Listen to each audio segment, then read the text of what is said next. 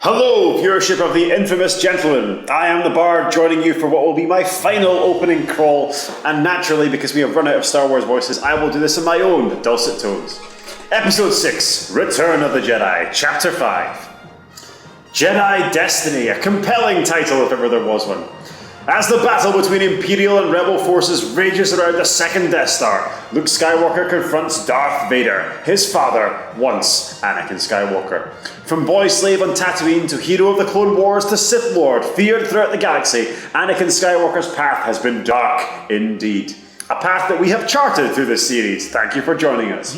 In front of Emperor Palpatine, his villainous master, Vader must now face his son and reclaim his fate. Here we go, Doctor. Are you ready?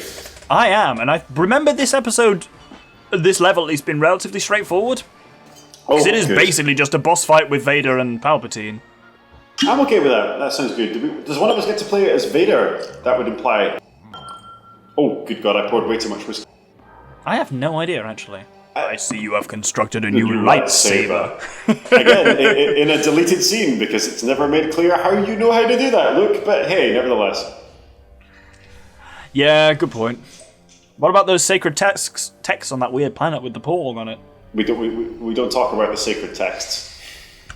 The sacred texts! But again, Yes, this scene is still happening. I am Chancellor Palpatine. Behold my Lego minifig glory. I'm about to shoot lightning from my hands. You know what? One of the things that really struck us in Episode 6, like when Yoda is dying on Dagobah, he tells Luke a whole bunch of bullshit, but he never goes, Raw, Luke Skywalker, beware. Lord Sidious, lightning from his hands he shoots. Raw, know how to block this I do, but tell you this, I will not. Yeah, like, he's got all this bullshit of like, oh, ready to face Vader you are not. It's like, by the way, he can choke you. Like, this is shit you need to know. Yeah. Also, yes, it turns out one of us does get to play as Vader and it's you. Excellent. I mean, out of the two of us, I'm not sure that like I ought to be Vader, and that. But yeah, sure. What are you implying there? I mean, I'm really not sure. Oh, you're being lightninged. Yeah, but again, it makes no sense. Like Yoda has brief moments with Luke Skywalker to describe how to survive the confrontation with Vader, and he doesn't tell him anything of any use. Like, there's nothing about, hey, Sidious, by the way, that guy can shoot lightning from his hands, and I know how to block it, but I'm not gonna fucking tell you. Oh no, yeah, we absolutely see Yoda blocking Force Lightning on several occasions, including directly from Sidious, so yes. Rob, more interesting the film will be this way, young Skywalker. Okay, that's not done yet, so we need something more for that. Well, this looks like we can do something with this. No. Oh, look, all that in there, though. I can see where you're going with that, but apparently not.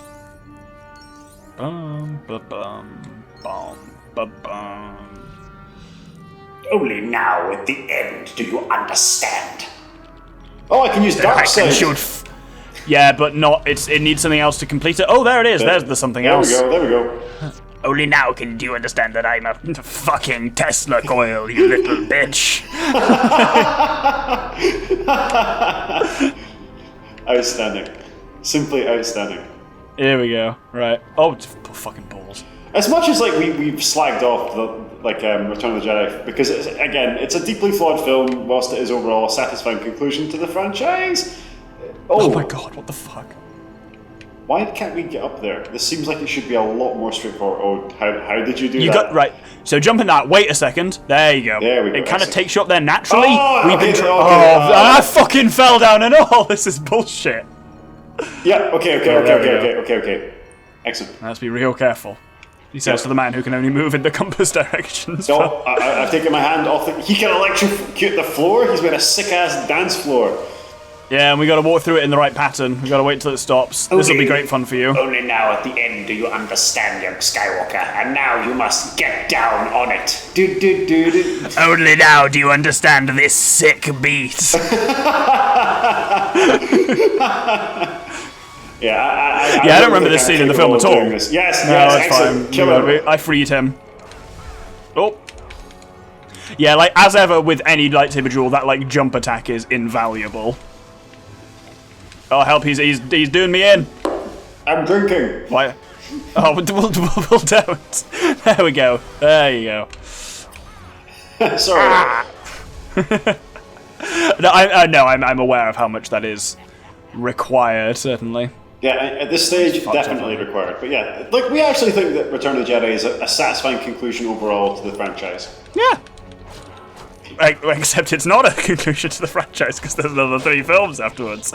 But Yeah. you're conveniently omitting them, I see. Very good, very good. I mean, at the time, it was a satisfying conclusion to the franchise. I mean, maybe Yes. there's some elder, like, Star Wars fans who are watching this and, like, they remember when this was the only conclusion, and, like, that was really cool. Tell us in the comments if this is you. Yes, no, very much so. We'd be very genuinely fascinated to hear people who Because that's were the able thing, to I'm see aware that this in the cinema. Yeah, I'm aware that I come from the unusual thing of, like, I didn't see any of these films until I had already seen the prequels. And I'm aware that even amongst our generation, that is a unusual position to be in. I honestly I'm not sure which of these films I would have seen first. Like, I remember, like, I was shown these films as a child, but, like, I can't tell you the order in which I saw them. I remember when episode 1 was, like, a thing, and, like, I must have seen it either in theaters or very soon after it was released. Yeah, because we will have been, what, like 7 or 8 at that point? Yeah. Because that was, I think, 99 or 2000, so... Oh, we need to do... Oh, some bullshit. Right, you need to... Yeah, We're showing, there we go. we're showing our age here, aren't we? Yeah. Well, yeah. But... Yeah, I think I was always aware of Star Wars, if nothing else. Like, for example, the I am your father twist. I know that from fucking watching Toy Story 2. I like Toy Story 2. I mean, like, I love the whole Toy Story franchise. I love all the Toy Story films, and I was amazed recently by how good Toy Story 4 was. Yeah, I mean, I think, to clarify, Toy Story 4 is completely unnecessary and it doesn't need to exist, but also they did a good job. I agree with you, and therefore I assumed it was going to be shit, and it was actually bloody good. Yeah, there's a moment when there are 2 characters who say goodbye to one another, and I was... Here we go! No! This is the moment when we watched it in the film, like, we punched the air and, like, drank a lot, because we were very happy in this moment. I'll level with you, I don't remember this point in the film. We were drinking it. Well, I can assure you were very excited at the time. That we I believe you. My memory... With my own eyes. My memory stops somewhere around the shield bunker on Endor. Jesus Christ. Yeah, it was a rough one. Oh. I wonder if, when we see the Force Ghost, like in Lego form, Vader's Force Ghost, it will be Lego Hayden Christensen or Lego this guy. This weird egghead bloke. See,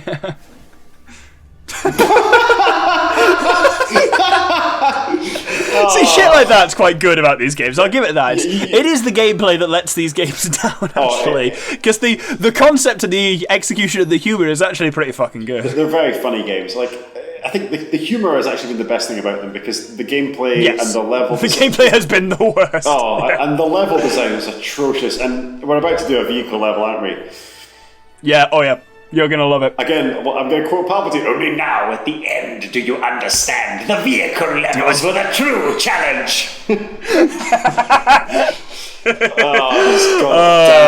levels. Right, here's the voice I've been waiting for several the final crawl, Doctor. Please take us away. I'm fascinated to see how you do it. Oh, sir. Episode 6, Return of the Jedi, sir. Jesus fuck. Chapter 6, Into the Death Star. I beg of you, stop. With the help from the Ewoks, the rebels have finally managed to destroy the Death Star shield generator on the Endor. Why are you like this? In the sky above, the rebel fleet has come under denser fire from the Imperial craft and the Death Star itself. Many ships are being destroyed. You're committing crimes. But General Lando Calrissian is able to lead the final assault on the Empire's ultimate weapon and piloted the Millennium Falcon deep into its dark heart. Committed crimes against the laws of gods and men. That was horrifying. Right, it was that or Watto. Those are the options. What the fuck is a Lego? Oh my god, Lego minifigure Akbar. My life is complete. Yeah, it was a choice between Boss Nass and Watto, and we agreed to not talk about Watto. So nope. Those were the options that I picked from. Despite the copious alcohol consumption, we are still not ready to address the notion of Watto on this channel. Yeah. Oh, there's that weird bloke with the weird face who he probably has a name and, as they say, like a backstory where all his family died. Oh my god, but we start all the way out here. We gotta work our way towards the Death Star first. Don't you fucking worry. Get comfortable, son. We'll be here for a while. My body is ready. No, it isn't. No, we both know that. There's a lot of whiskey left. My glass is fresh. Bring it on! You son of a bitch! I'm in. Oh my god, what a mess! What am I looking at here? Once more and unto the breach, dear Doctor. Once more unto the breach. Well, you've got a thing, so launch it at the thing when you're ready. It's S, D to do that. I don't know. Oh, I got it! Hey! I got one. I don't know what those things are or why they're important for Star Destroyers, but I feel like they maybe shouldn't be as exposed as they are. Isn't there a scene in this very movie where like they crash an X-wing fighter or a B-wing or a Y-wing, or they crash a fighter into the bridge of a Star Destroyer and the whole thing just goes down?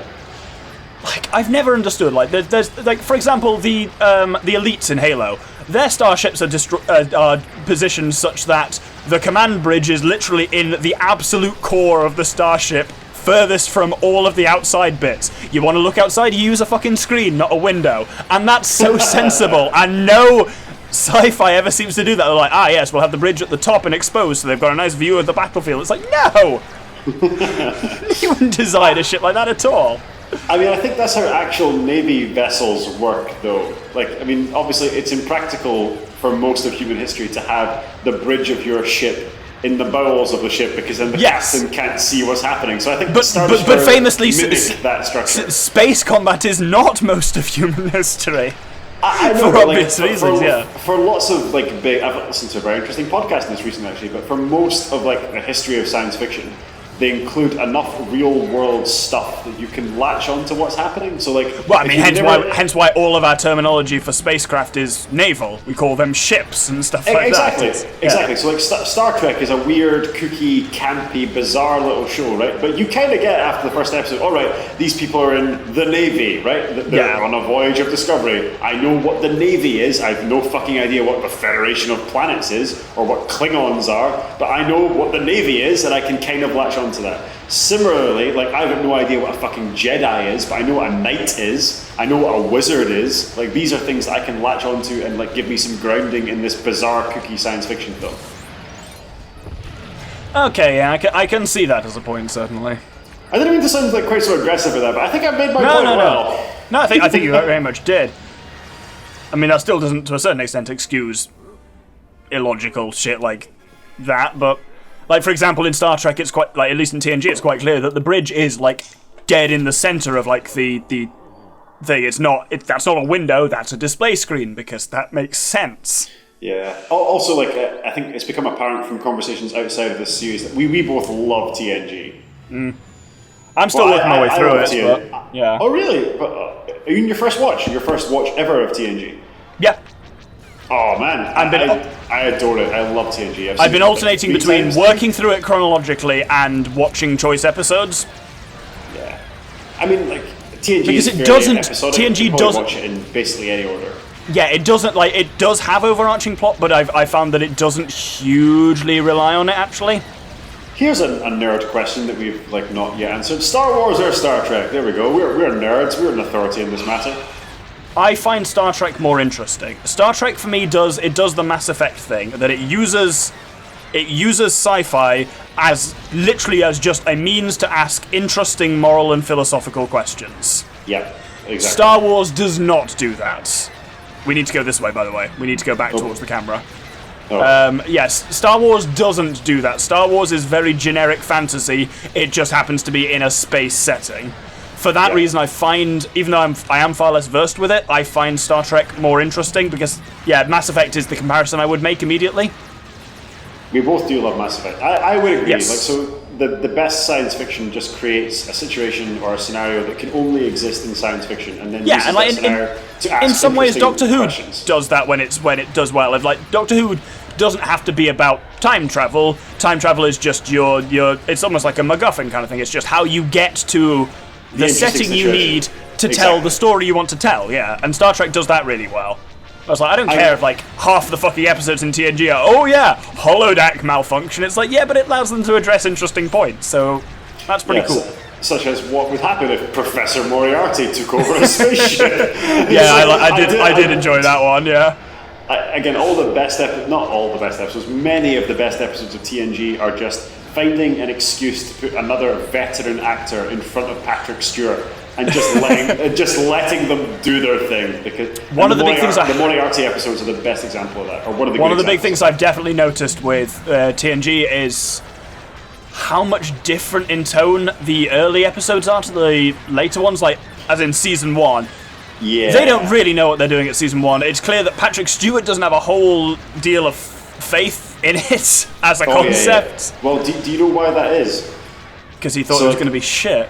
No. So Gene Roddenberry, the creator of Star Trek, who's an interesting man, but yes, we could do a whole podcast just on Gene Roddenberry. But anyway, regardless, he was still involved in the first season, and the first season was marred with like a massive writers' strike. So it's very inconsistent. Gene Roddenberry was still fighting lots of writers for creative control, which he shouldn't have been, because he should have recognised that like his time was done and like this was someone else's story. But he was still fighting the. He must have been fairly old at the time of TNG. Well, he died between seasons 1 and 2, which is that explains why he was no longer involved. Yes. Yeah, and the show improves dramatically after he's gone. So that I agree with. Yes, yeah, it seems to, and the actors just seem a lot more kind of comfortable. Yeah, season 1 of TNG, you can probably. A lot of people say you can skip it. I did after about 3/4 of it. Yeah, I think that's fine. It's. Yeah, we're going to need bombs, aren't we? Let's not move on.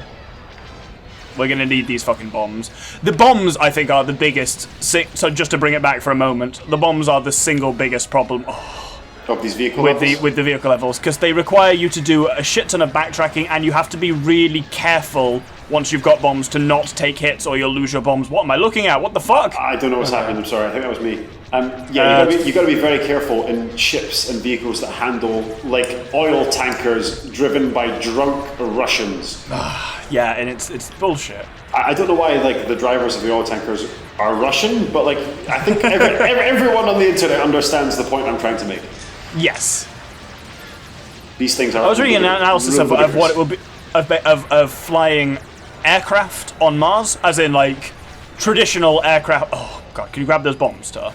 Oh no, I got one of them. But I think I binned it. Take that one out. Did we get the other one? Oh no. Oh, those retract in. That's cool. Right, let's go back and get some more bombs. This we need another sucks. one. Yeah.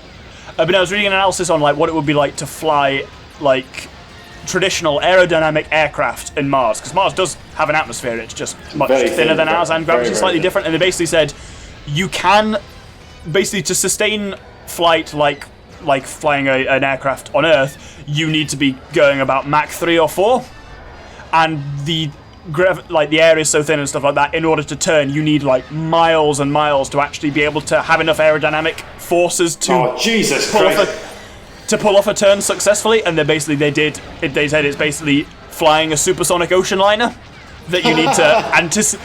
You're going very fast, but then you need to anticipate your turning and stuff like miles and miles in advance. This is quite interesting. Come on, open up, you fanny. I'll try and keep the TIE fighters off you, but like I appreciate that. No, we got it. Cool. Oh, there's what looks like an engine shield thing. We're almost there. This is it. We have to get out as well, and getting out is anyway. We'll deal with that when it comes up. You know. Oh goody. It'll be. I'll just say it'll be a fun test of everything you've learned in all the previous vehicles, and I'll leave it at that. Why am I ready? I'm ready, Master. I'm ready to face the final vehicle level. By the way, electrocute you we can. He says just like I got hit by force lightning from a fucking turret. What's this nonsense? Whoa! This is just wildly unfair. I don't know what's happening. I don't know what we're doing. Oh, what am I? Yeah, there we go. I mean, we got a mini kit though. That's pretty cool. 4 mini kits. I don't know how we acquired the previous 3, but apparently we did somehow. Me neither. We got power brick as well. That's pretty cool. Okay, but that didn't. Right, we just take out these turrets. There's one here that needs to go in. There we go. I think when we take all of these out, the I'm guessing shield generator, it looks like, gets exposed. Oh, this one's still got a thing in it, hasn't it? Oh, no, it hasn't. Cool, let's work our way around the edges then. Oh, that one's still armed. And that's dead. We got it. Excellent. Good work. Good work. Here we go. I swear, if we need fucking bombs to take out the shield generator, I'm gonna be fucking mad. Did you know the design for the Millennium Falcon came after George Lucas took a bite out of a burger and thought that'd be a cool look for a ship? That makes sense, because the design on the Millennium Falcon is fucking dumb. Yeah, I mean, I love the Falcon. I have a lot of affection. We need a bomb. We need a bomb. We gotta go back and get a bomb. No, can we not acquire bombs for killing TIE fighters? Look, yeah. Shit! Yes! Look at you learning the game mechanics. Fucking hell, this is great. There we go. I'm pretty sure I pissed the bomb away, so let's try and get another one. There you go. There's one right there. Get it. I don't know. I remember, so you know those like red power bricks you very occasionally get in this? What do they give you exactly? They get you like unlockable cheats, and I remember one of them is all the bombs end up looking like all the bombs and all those like rolling bombs on the Hoth level. Look Death Star. Look like the Death Star, which I remember actually being kind of cool. Not enough to justify. Get the fuck away is what we do. Oh no, that's the wrong way. We're going entirely the wrong direction. What yeah, it's awful. I don't know what's happening. I can't even see my X-Wing fighter. Pew, pew, I pew, remember pew. this being shit, and I'm not wrong. I hoped I was going to be wrong, but I'm not. I mean, I'm just pushing like one of the buttons, and down, I seem to be living. I'm holding down an X, and that's it. So. Did you ever? This is some great game design right here. This is terrible. I mean, like this isn't even gameplay. Like we're not doing anything. No, this is like one of those cutscenes where it's a cutscene, but they make you walk alongside the character that's talking to you, so you feel like you're in charge. Looking at you, fucking not Dishonored, Uncharted. I haven't ever played Uncharted, I'm afraid. I played bits of it. It was just a lot of Assassin's Creed does it too, where you're just like walking along, listening to people talk, and it's like this could be a cutscene, but you've handed it to me as like a hey, look, it's gameplay. It's like it's not though. Maybe we should get. Oh, was it full Jedi? Yes, true Jedi. Woo! Also, you're at 19,000. I'm actually concerned that in the spreadsheet you may actually beat me overall. I would be so happy. I mean, like we'll never know. Well, of course we will know in also, time. where's Han at this point? Remind me why Han isn't in the Falcon? Because is he on the surface? He's on the surface. Like, remember, there's a whole thing because the Falcon is actually Lando's ship, and like he's like, I've got a funny feeling I'm never gonna see her again. Yeah, there's the Ewoks dancing around with the severed heads of stormtroopers. And Warwick Wicket, the moment killer, right there. He's a cock blocker, a Lego block, Hey! Yeah, there we go. Oh my god, I can't believe that was a very uninspiring end to the series. But like, we're gonna chat a bit. You said about the infinite torpedoes would make those levels much more fun. It would, and much more agreeable. And we can do it now. So for when we come back to obviously go through every single mini kit and 100% this game, that would be really useful. But, well, here we go. Finished story. Yeah, that felt unnecessary. That was overkill. There we go. Now we get the long credit sequence. Oh no, we get it's a cutscene. Well, no. First we get Vader's funeral. Yeah, so bear in mind, everybody, that mask. Somehow Kylo Ren finds that mask. Somehow. Oh look, it looks like. I guess you just Lego Hayden. Oh, it's Hayden Christensen, not AK. That's strange. Yeah.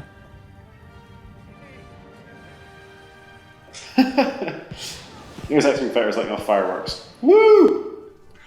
See, shit like this, it's the mild humor like that is where these games do excel. Yeah. Unfortunately, it's a lot of the other stuff like the gameplay, which unfortunately should generally be one of the major hallmarks of a game is gameplay. It's really the only place where these games excel. Like, it's entertaining enough. Like, the gameplay, at least, what I will say for it is, other than a couple of small areas, it is easy. It's not taxing, it's just... I think, if anything, that's the issue, is it's not taxing, so it ends up being a bit grueling. Yeah, it's just kind of... You know you can get through it, so you just kind of... It's just a slog to get through it. Yeah, you just got to throw enough bodies at it, and you're fine. It's like playing a game on super easy mode. Yeah. So, my main question... We have done it. It is finally over. Don't worry. And it's only 12:57. I was wrong when I said we'll be done at 1 o'clock. We are done slightly before. Look at that. Finishing ahead of schedule. Who could possibly predict Look at that. So, my question for you is, so this has been your first major recording. How have you found not only the process of gaming, but the process of gaming and commentating and drinking alongside all of it? How have you found the whole thing? I've really enjoyed it. I mean, like, as we discussed at the time, like, you and I could do literally anything together, and we would banter and, like, have good chat whilst we were doing it. But, like, it was jarring at first. Like, I'm looking back at some of the earlier videos, and, like, I was much more stilted in what I was saying. I was much more wary of what I was saying as we were recording. It ends up, like, with people who are less comfortable on this kind of thing, it ends up feeling a bit more like it's scripted, even though it's not, because I think people worry about, like, saying the wrong thing, or worry about, like, being funny when it's actually, like, it sounds bad, but this is why I encourage drinking on these kind of things, because it makes people just flow and have a normal conversation. Yeah, I concur. I mean, like, this is bizarre, because, like, I don't need to tell you what I do for a living, viewership, but I speak to people. I present literally for a living. I present for a living. That's what my job is. And even then, switching from my day job to presenting and, like, speaking to people on this, it was really weird not being able to, like, see the audience. That I found that a jarring transition for the first couple of episodes. It's one of the most bizarre things, and so these videos have done, like, well, relative to our average video, but we do have videos which are way above average, and it is so bizarre, like ones that have, to use the technical parlance, gone viral. And it's quite bizarre it's quite bizarre to have videos that basically I filmed, like, in some cases it's literally just me, so it's me, like, alone in my room, and I film them imagining I'm talking to someone, and then those videos have got, like, in some extreme cases, 10,000-15,000 views, and it's like, yeah, some of the more extreme stuff has got that, and it's literally just, like, imagining myself, like, doing those recordings, like, on stage at, like, Old Trafford or somewhere like that, or, like, that's horrifying, but that's the kind of numbers you're dealing with. But it feels much more, in some ways, like, the fact that you are presented to an unknown audience of 0 on its basic level makes you, if anything, makes you a bit more comfortable. Like, again, like, I'm surprised, not surprisingly, because I knew, like, you and I could just hang out and do this and have a good time, but, like, I'm very much appreciative that people have been posting in the comments saying nice things and, like, oh, give us more of the bar. That was very complimentary, guys, so thank you very much. I've thoroughly enjoyed this. I am glad of that. I think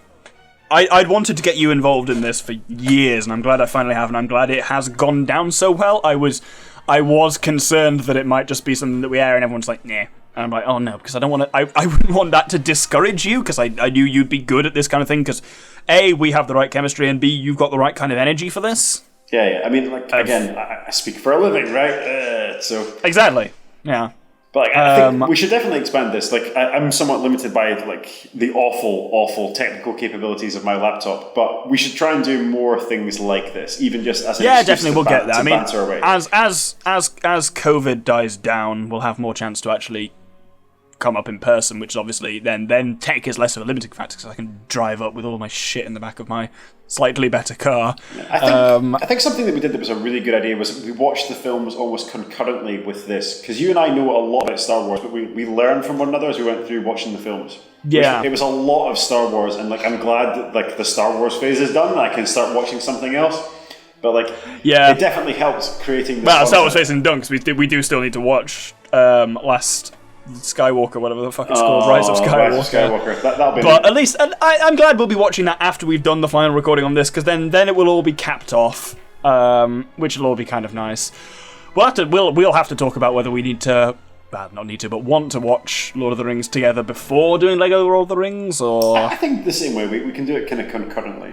Like, I think you're right there. Here's an interesting question: viewership. If you're still listening to it, you're still tuned into this bizarre nonsense. What were your highlights of the series? What did you enjoy most? Yeah. Like, was it gameplay? Did you enjoy just our commentary? Did you like the Star Wars, like, facts? Because, like, let's face it, the Doctor and I gave you a lot of Star Wars nonsense and just, like, insight and, like, our musings in the franchise. What did you enjoy most from this? Like, because that might steer how we approach Lego Lord of the Rings. Yeah, definitely. But no, I must say, certainly, of everyone I've ever, like, introduced into, like, YouTube stuff, you are one of the most natural at it, certainly. Oh, I'm flattered, sir. Again, thank you.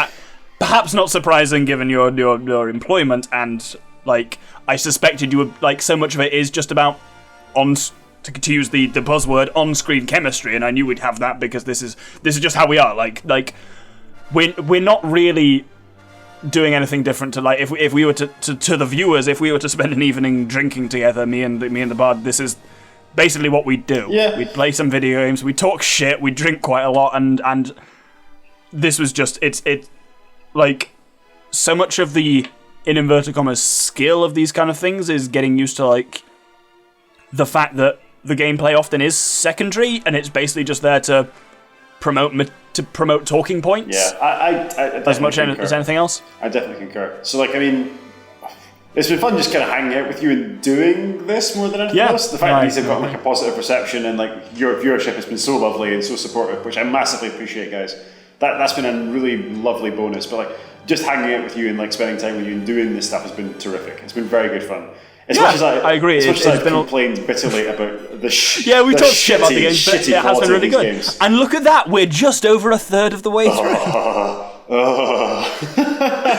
And on that note, I think we'll hold it there for the full series. So thank you everyone who has watched all of this with us. It's been a entertaining journey, as the Bard says. Like, thank you everyone for being so welcoming and so positive about the whole thing.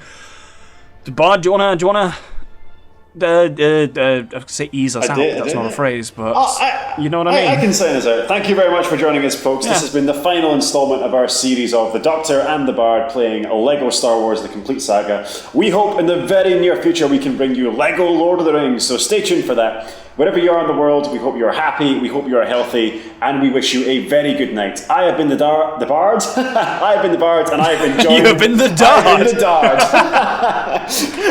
I have been the. Oh, it was so good. Your outro was so good until you fucked it right. I was doing so well. Anyway, I have been the Bard, and I, of course, have been joined by the Doctor. Take care and good night, folks. Thank you and good night.